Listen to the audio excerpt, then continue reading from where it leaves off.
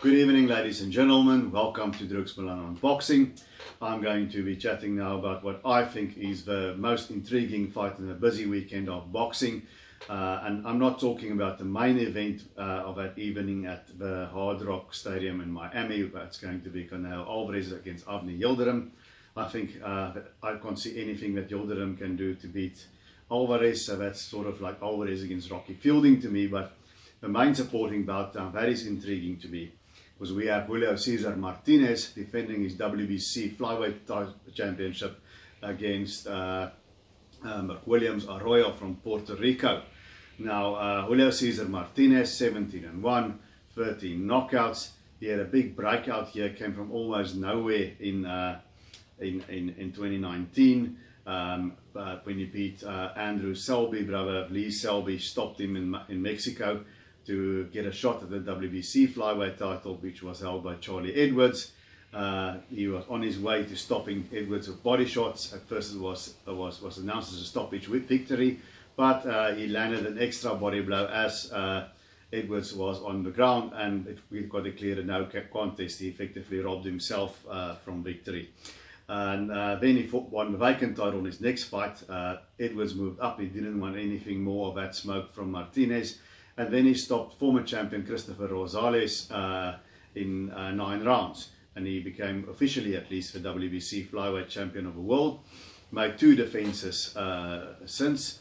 One of them against Jay Harris, that went the distance, and the other one against Calleros, whom he stopped in 2 rounds. So if we look at Julio Cesar Martinez, is one of the new exciting faces in boxing. He's one of those rough, tough Mexicans, and he's a terrific body puncher. Now we have Canelo, that's the renowned for body punching. Julio Cesar Martinez is another one of those big body punchers in the game. He comes at you as a steady pressure fighter, and he bangs you to the body. He can be hit. He takes a few here and there to land a few, but he eventually wears you down. And there's another thing about Julio Cesar Martinez that people don't often notice, is he is a switch hitter of sorts. Not in the sense that he fights southpaw, where he fights orthodox. He's mainly orthodox, but as he attacks, he sometimes steps over and he's suddenly in southpaw stance and suddenly back in orthodox stance, and he does it quite fluently, which makes him very awkward. He's got a hard rhythm to time, and he's very awkward. I do think he has a bit of trouble with slick boxers who move a lot. I mean, Jay Harris was an unknown from Wales, and he gave him a very good fight, lost the decision, but he had some success with straight shots through the gloves and all that. But Martinez eventually was just too strong for him. Now Martinez is going to be taking on by far his most seasoned opponent in McWilliams Arroyo, and we will have to see now if Julio Cesar Martinez is really something special, or is he just a run-of-the-mill sort of world champion of today. McWilliams Arroyo, 20 wins, 4 losses, 50 knockouts, so he has got respectable power, and he has been in against a very elite of a division. Barring an early loss, he lost a close decision in his first title shot to win IBF champion Amnat Ruenrum. That Thai had a very nice run as world champion, and he lost the second one in a decision against WBC champion at the time, Roman Chocolatito Gonzalez. Now Chocolatito, we know, is going down into the Hall of Fame as an all-time great, so no shame in that. Yeah. And he also lost to current star, Japanese star Kazuto Ioka, also on points, and he has some good wins, one of them over Carlos Cuadras. So since Ioka lost, he's been on a 3-fight winning streak, and he's more of a boxer, whereas Julio Cesar Martinez is a pressure fighter. Arroyo is more of a boxer. He likes to move around his opponent, box behind the jab, throw a jab right hand, left uppercut, jab right hand, left uppercut to the body, go on his bicycle and keep moving. So he's got the kind of style that's going to give, I think, Julio Cesar Martinez trouble. On the downside, in his next to last fight against Carlos Buitrago, Arroyo was down on the canvas twice, but it was also a little bit of an off-balance kind of thing. I don't think he was hurt that badly.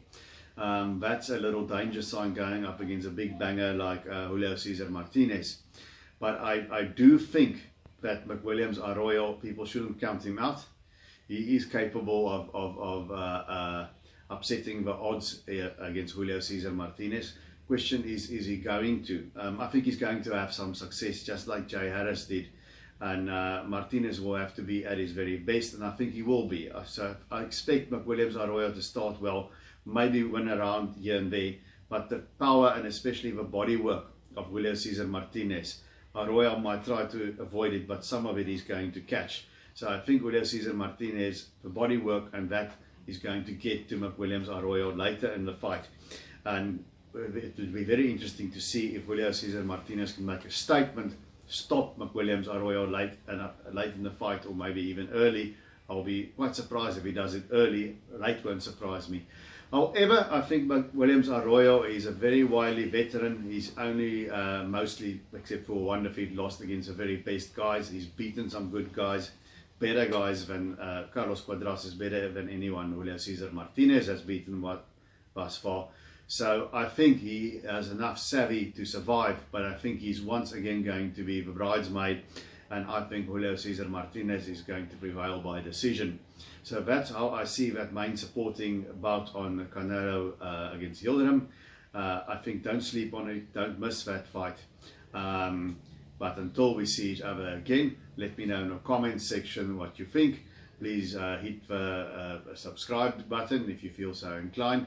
And until we see each other again, keep those gloves up.